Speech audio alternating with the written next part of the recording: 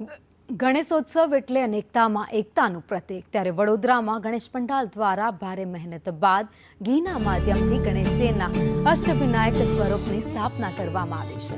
16 ઇંચના 8 વિવિધ સ્વરૂપને ઘીથી સુંદર આકાર આપવામાં આવ્યો છે અને ઘી ગરમીમાં ન ઓગળી જાય તે માટે કુલરની પણ વ્યવસ્થા કરવામાં આવી છે।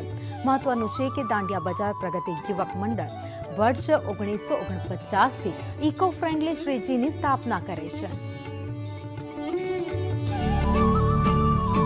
हमारी आ वखतनी थीम છે ન માટીના ન પીઓપીના પ્યોર વનસ્પતિ ઘીના બનેલા છે।